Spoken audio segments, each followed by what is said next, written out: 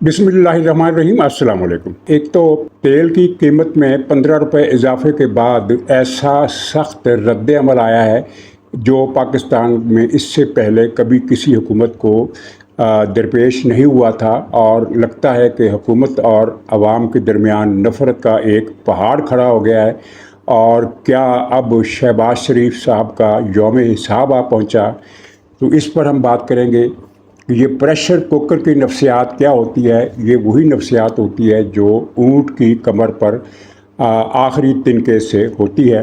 और मौजू है 9 मई के हवाले से। भैरों प्रसाद आफरीदी के पख्तूनख्वा के वज़ीर आला हैं, उन्होंने एक वही झूठ बोला है जिसे पीटीआई 3 साल से बोल रही है। तो इसका कुछ पस मंज़र, और फिर 9 मई को बहुत कुछ लोग दोहराते हैं, लेकिन जो 9 मई की असल करामत, बहुत बड़ी करामत, एक तारीख साज करामत, उसका ज़िक्र कम होता है। हालांकि मेरा ख्याल है कि 9 मई के वाक़े के 2 हिस्से अगर किए जाएं तो एक हिस्सा तो वो है जिसके अवाक़िब पीटीआई अभी तक भुगत रही है, और दूसरा वो करामत है जो इससे पहले कभी नहीं देखी गई। किसी बड़े से बड़े पहुँचे हुए बुज़ुर्ग ने भी वो करामत नहीं की जो उस रोज़ हुई। और फिर ये कि इस हवाले से फ़ौज की जो हिकमत अमली थी 9 मई को, उस पर तनकीद करने वाले बहुत से लोग थे तब भी और अब भी।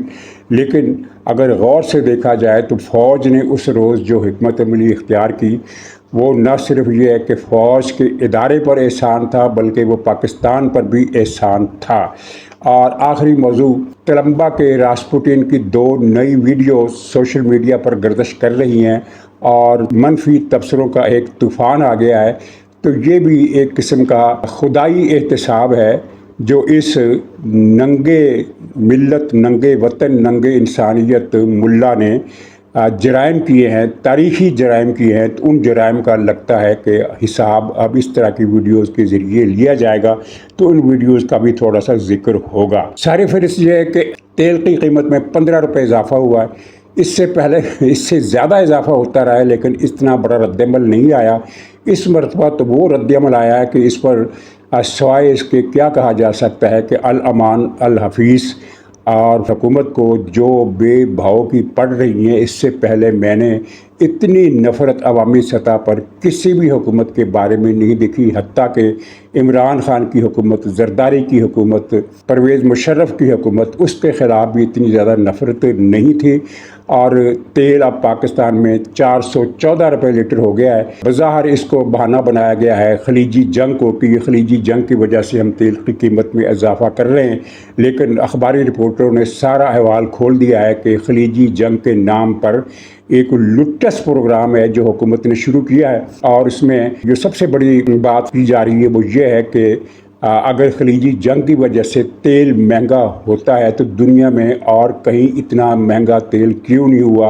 हमारे पड़ोस में देख ले, अफ़गानिस्तान हमारा पड़ोसी मुल्क है, इंडिया हमारा पड़ोसी मुल्क है, और चीन हमारा पड़ोसी मुल्क है। इन तीनों मुल्कों में तेल की कीमत या तो बढ़ी ही नहीं, या अगर बढ़ी है तो बहुत मामूली। भारत में शायद 12 रुपये बढ़ी है, और यहाँ तो हद हो गई। और फिर अगर दूसरे लाइन में जो इमीडिएट पड़ोसी होते हैं, एक सेकंड प्लेस पड़ोसी होते हैं, जिनमें नेपाल है, भूटान है, बांग्लादेश है, श्रीलंका है, इवन बर्मा है, किसी भी मुल्क में उससे आगे निकल जाए, इंडोनेशिया, फिलिपाइन, दुनिया के किसी भी मुल्क में तेल इतना महंगा नहीं हुआ। बहुत सारे ममालिक में तो तेल महंगा हुआ ही नहीं, और अगर जिन मुल्कों में हुआ है वो बहुत मामूली शरह से हुआ है। बल्कि बांग्लादेश में कीमत अब भी वही है जो खलीजी जंग से पहले थी। तो दरअसल कहा जाता है कि हुकूमत ने एक तो जो लेवी है पेट्रोल पर वो 144 रुपये लीटर कर दी है, यानी इतना बड़ा डाका जिसकी मिसाल नहीं मिलती। तो कल सोशल मीडिया पर जो नई बात देखने में आई कि वो दूसरे लोगों के अलावा मुस्लिम लीग के कट्टर वो अकाउंट जो नवाज शरीफ का, शहबाज शरीफ साहब का, मरियम साहबा का हर मुमकिन दिफा करते हैं, और इस दिफा में वो बाज़ औक़ात हद से भी आगे निकल जाते हैं। और गोया कि एक किस्म के उनको आप कह सकते हैं कि इतने जानसार मुस्लिम लीगी अकाउंट होल्डर जिनकी मिसाल नहीं मिलती, वो ऐसी ऐसी गालियाँ उन्होंने कल अपने अकाउंट्स पर दिए। मैंने बहुत अरसा हुआ ट्विटर देखना बंद कर दिया है, بہت ٹائم کنزیوم کرتا ہے، لیکن کل مجھے جب یہ کسی نے بتایا، میرے عزیزوں کے ایک بچے نے بتایا کہ مسلم لیگ نون کے حامی لوگ جو ہیں وہ گالیاں دے رہے ہیں، اور میں نے پھر ان کے 6 7 میں نے وہ نکالے ٹویٹ، اور مجھے حیرت ہوئی کہ یہ تو وہ لوگ تھے کہ جو اگر میاں نواز شریف صاحب کے ساتھ کوئی آدمی اگر صاحب کا لفظ نہ لگائے تو اس کو بھی پڑ جاتے تھے۔ تو یہ ان کو کیا ہو گیا؟ ان ٹویٹس کے اندر میں نے دیکھا کہ لوگ کہہ رہے ہیں کہ ہمارا خاندان جو اتنے عرصے سے مسلم لیگ کا کٹر ووٹر ہے، وہ اب حکومت کو، حکمرانوں کو جھولیاں بھر بھر کر بد دعائیں دے رہا ہے، اور ہمارا محلہ وہ ہے کہ جہاں ہم کسی نواز شریف کے کسی مخالف کو گزرنے نہیں دیتے تھے، تو اب وہاں ہر شخص حکومت کو اور مسلم لیگ کو گالیاں دے رہا ہے۔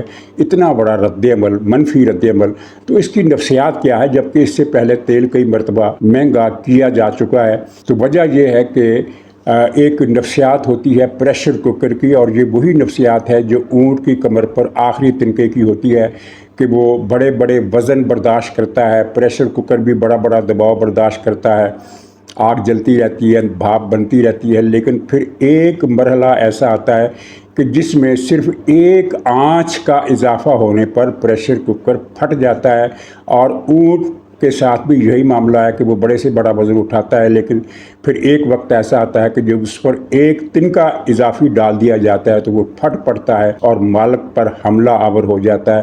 تو یہ وہی نفسیات ہے۔ شہباز شریف صاحب کی حکومت نے 2022 میں شہباز شریف صاحب وزیر اعظم بنے تھے، بیچ میں تھوڑا سا نگران حکومت کا عرصہ، تو مجموعی طور پر ان کو اب 4 سال ہو گئے ہیں۔ تو 4 سال کی حکومت میں شہباز شریف صاحب نے عوام پر جتنے معاشی ظلم کیے ہیں وہ اس کا پاکستان میں کسی اور حکومت سے موازنہ ممکن نہیں ہے۔ ٹیکسیشن، مہنگائی، بے روزگاری، اور سب سے بڑا ظلم کہ مراعات یافتہ طبقات کو قومی خزانے سے جھولیاں بھر بھر کر، بلکہ بوریاں بھر بھر کر نوٹ دیے گئے، الاؤنس دیے گئے، مراعات دی گئی، قرضے معاف کیے گئے، سبسڈی دی گئی، اور کاشتکاروں کو تباہ کیا گیا۔ خاص طور پر پنجاب میں آج زراعت آپ دیکھ رہے ہیں کہ زمین بوس ہو چکی ہے، اور آپ کسی کسان کے سامنے شہباز شریف صاحب کا نام لیں یا مریم صاحب کا نام لیں تو آپ کو اپنی عزت بچانی مشکل ہو جائے گی کہ آپ نے یہ نام ان کے سامنے لیے کیوں۔ اس حد تک نفرت ہے، اس حد تک بیزاری ہے، اور صورتحال جو ہے مجھے لگتا ہے کہ اب عوام کی برداشت سے باہر ہو چکی ہے۔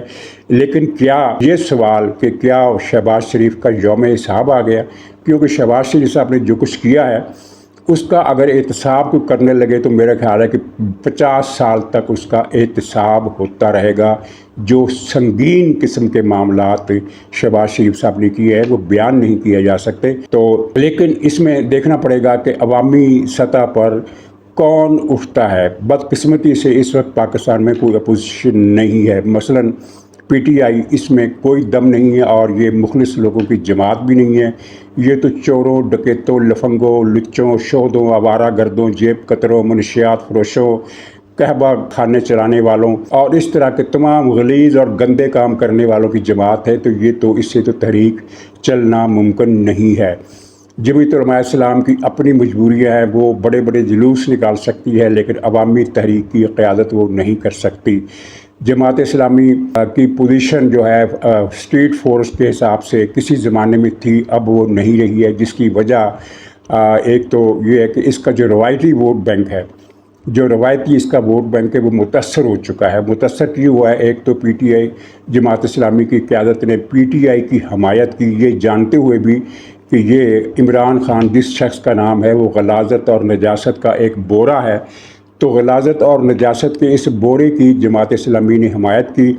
ایک اس کا جو اپنا ووٹ بینک تھا اس سے متاثر ہوا۔ پھر مڈل ایسٹ میں 15 لاکھ مسلمانوں کو قتل کرنے والے خامنائی کی تعریفیں جماعت کی موجودہ قیادت کرتی ہے، اور منصورہ کے ہر خطبہ جمعہ میں اتنا ذکر حضور صلی اللہ علیہ وسلم کا نہیں ہوتا جتنا خامنائی کا اور قاسم سلیمانی کا جو حلب کا قصاب ہے اس کا ہوتا ہے۔ ان کے لیے دعائیں ہوتی ہیں، ان کے لیے ان پر ایصال ثواب ہوتا ہے، اور ان پر درود پڑے جاتے ہیں۔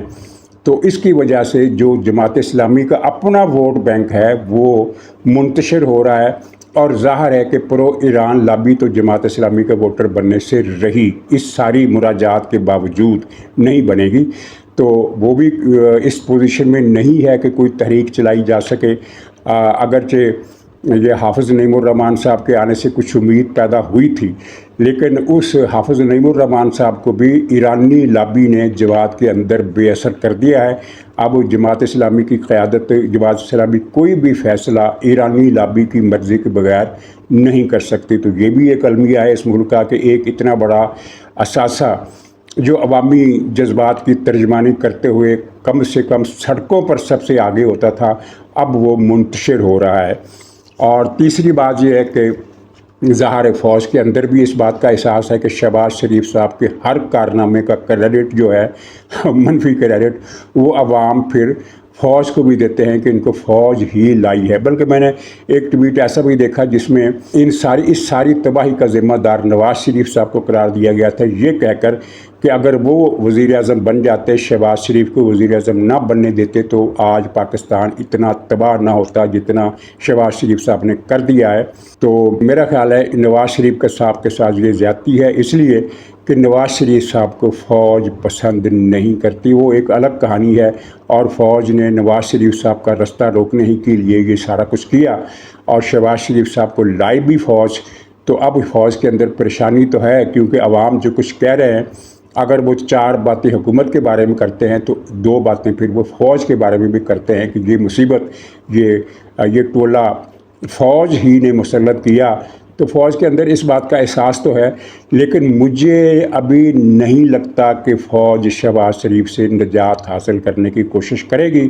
تو یہ ابھی تو شہباز شریف صاحب کو برداشت کرنا پڑے گا، الا یہ کہ عوام ایک سپونٹینیس قسم کے موڈ میں چلے جائیں اور کسی قیادت کے بغیر ہی سڑکوں پر آ جائے اور حالات کچھ اور ہو جائیں، تو الگ بات ہے جس کے امکانات زیادہ نہیں ہے۔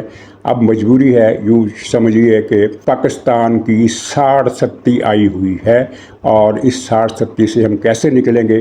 پاکستان کی معاشی حالت اتنی بری ہے کہ جب سے پاکستان بنا ہے اتنے برے حالات یعنی 1971 میں بھی نہیں تھے، جب پاکستان ٹوٹ گیا تھا اور پاکستان کو فوجی شکست ہوئی تھی اور پاکستان معاشی طور پر ڈوب چکا تھا تقریباً، اس وقت بھی اتنے برے حالات نہیں تھے جتنے یہ شہباز شریف صاحب نے، اسحاق ڈار صاحب نے، اورنگزیب صاحب نے، محسن نقوی صاحب نے، اس 4 کے ٹولے نے کر دیے ہیں۔ اچھا، اب 9 مئی کیا نام ہے اس کا، درگا پرساد آفریدی یا جو بھی اس کا نام رکھ لیں، اس کا ایک بیان آیا ہے کہ 9 مئی کا ڈرامہ فوج نے کیا تھا۔ اس پر تبصرہ کرنے کی ضرورت نہیں، پاکستان کے بچے کو پتہ ہے، پی ٹی آئی کے ہر ورکر کو، ہر ووٹر کو پتہ ہے کہ یہ سارا کام عمران خان کا تھا، بشرا بی بی کا تھا اور جنرل فیض کا تھا۔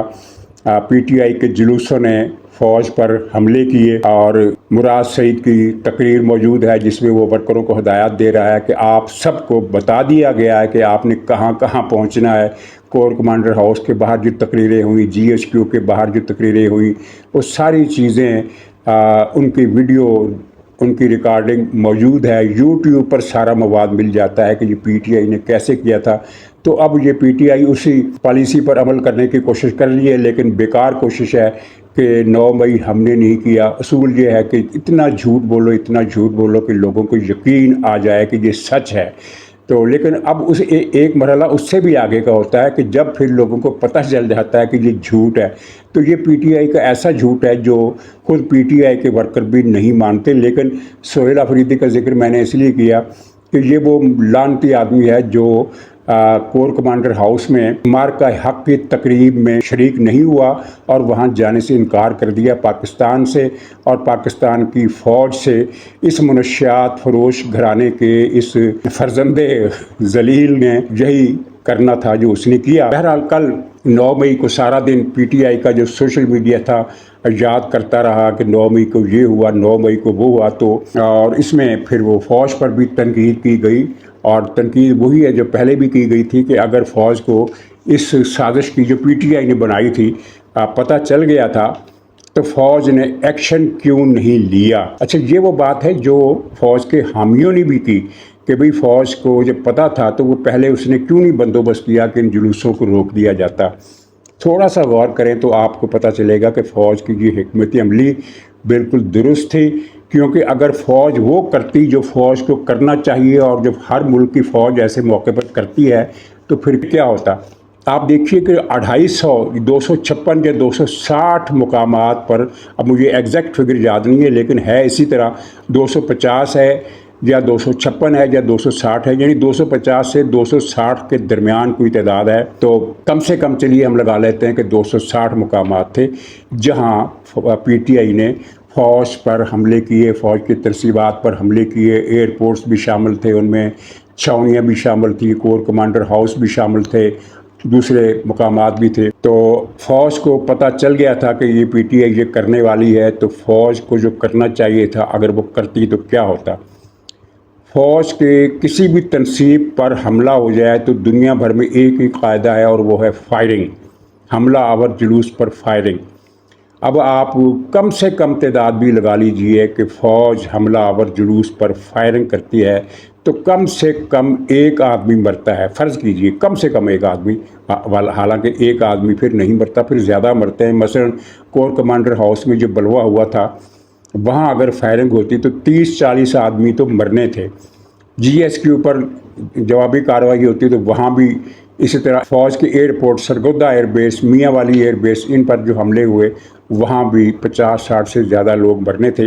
لیکن آپ ہر جگہ پر ایک آدمی کا حساب لگائیے تو اس روز 260 آدمی مر جاتے اگر فوج ان کو روکتی، کیونکہ یہ تو ہو نہیں سکتا کہ فوج باہر آئے اور لاٹھیاں پکڑ کر جلوس پر حملہ کر دے یا جلوس کو روکنے کی کوشش کرے۔ لاٹھیوں کے بل پر فوج تو پھر بندوق چلاتی ہے۔ ہر جگہ پر ایک آدمی مرتا اور 2 آدمی زخمی ہوتے تو اس روز کیا ہونا تھا؟ شام کو یہ خبر چلتی پوری دنیا کے میڈیا پر کہ پاکستانی فوج کی فائرنگ سے 260 آدمی مارے گئے اور سینکڑوں زخمی یا ہزاروں زخمی ہو گئے۔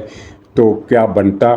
9 مئی کی سازش کرنے والی پارٹی جو عمران خان جو فوج کو 3 حصوں میں تقسیم کرنے کے لیے یہ ساری سازش کر رہا تھا، فوج میں بغاوت کرانے کی کوشش کر رہا تھا، جو اسے جنرل فیض نے پٹی بڑھائی تھی کہ اگر آپ یہ کریں گے تو فوج کے اندر آپ کے حامی نکل آئیں گے اور فوج 2 یا 3 حصوں میں بٹ جائے گی، ٹکڑے ٹکڑے ہو جائے گی۔ تو یہ ساری اسکیم تھی، وہ ساری اسکیم لوگوں کے ذہن میں سے نکل جانی تھی۔ ہر جگہ ایک ہی بات ہونی تھی کہ فوج نے عوام پر فائرنگ کی اور اتنے لوگ مار دیے۔ تو فوج نے خاموشی کی پالیسی اختیار کی کہ جو حملہ کرتا ہے کرنے دو، اس سے روکا نہیں جائے گا، اور یہ حکمت عملی پاکستان کے حق میں ایک نیک کام ثابت ہوئی، کیونکہ اس سے پاکستان ٹوٹنے سے بچ گیا، فوج تقسیم ہونے سے بچ گئی اور کوئی جان بھی نہیں گئی۔ اور پھر بعد میں ان کی جو درگت بنی، جو اس سے زیادہ بننی چاہیے تھی لیکن جتنی بھی بنی وہ بھی نشان عبرت بننے کے لیے کافی ہے۔ اچھا، اب 2 باتیں میں کروں گا۔ ایک تو 9 مئی کا سب سے اہم معجزہ نہیں کہنا چاہیے، چاہے انورٹڈ کاماز ہی لگا دیے جائیں تب بھی نہیں کہنا چاہیے، کرامت چلیے کہہ لیتے ہیں کہ سب سے بڑی کرامت جو 3 ولی صفت لوگوں سے سرزد ہوئی، اس کا ذکر کیوں نہیں ہوتا؟ اس کا ذکر ہونا چاہیے تھا۔ اور کرامت کیا تھی؟ کرامت یہ تھی کہ ایک لنگڑا آدمی ویل چیئر پر بیٹھا ہوا تھا، ہائی کورٹ کے دروازے اندر سے بند کر کے، اور وہ بیچارہ بہت بری طرح لگڑا تھا، اس کی ٹانگ تقریباً ضائع ہو چکی تھی، اور شوکت خانم ہسپتال نے کہ ڈاکٹروں نے یہ سرٹیفکیٹ دے دیا تھا کہ یہ ٹانگ تو ٹھیک ہوتے ہوتے 2 سال لے گی، اتنے زیادہ زخم آئے ہیں، اتنی زیادہ گولیاں لگی ہیں، اتنی زیادہ چھلنی ہو گئی ہے کہ یہ تو جو قوم کا قائد ہے وہ بس معذور ہو گیا ہے۔ تو پھر وہ 3 اہلکاروں کو ترس آیا، وہ اندر پہنچے شیشہ توڑ کر، اور پھر انہوں نے اس لنگڑے کی گردن پر، گدی پر ایک ہی ہاتھ ایسے زور کا دیا کہ لنگڑے موصوف لنگڑے پر مسیحائی کا کام اس نے کیا، اور وہ ایک دم سے جو ٹانگ تھی 1 سیکنڈ میں اس کی ٹھیک ہو گئی، اور پھر وہ لنگڑا بندر کی رفتار سے بھاگا، اور بندر کی رفتار سے بھاگتا ہوا پولیس کی وین میں جا کر بیٹھ گیا۔ تو اس کرامت کی داد کیوں نہیں دی جاتی؟ ان 3 اہلکاروں کو تمغہ کرامت دیا جانا چاہیے، خاص طور پر اس کو جس نے گدی پر ہاتھ جڑا۔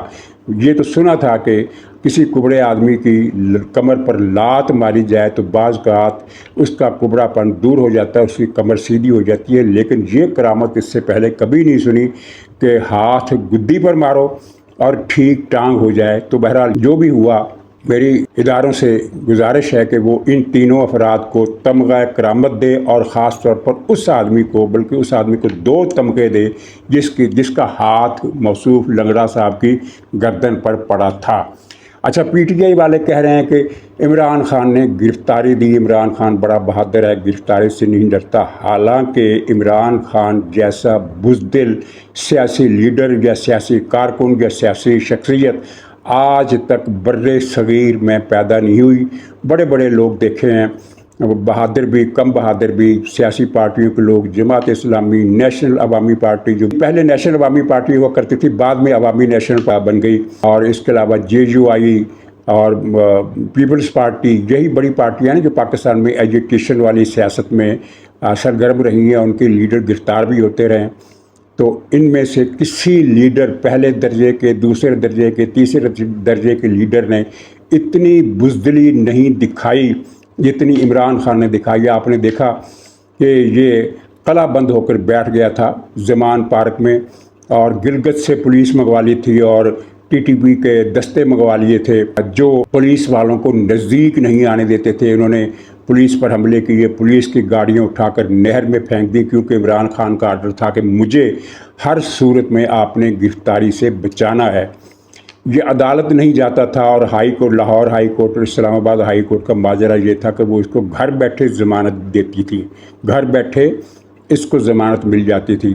پھر ایک مرحلہ وہ آیا جب یہ اسلام آباد ہائی کورٹ گیا پیشی کے لیے، کیونکہ اس وقت جانا ہی پڑا، تو اس سے پتہ چلا کہ مجھے گرفتار کیا جائے گا۔ تو یہ ہائی کورٹ کی عمارت کے اندر اس نے وہ جو شیشوں کی پارٹیشن ہوتی ہے اس کو اس نے لاک کر دیا، حالانکہ وہ ہمیشہ کھلی رہتی ہے۔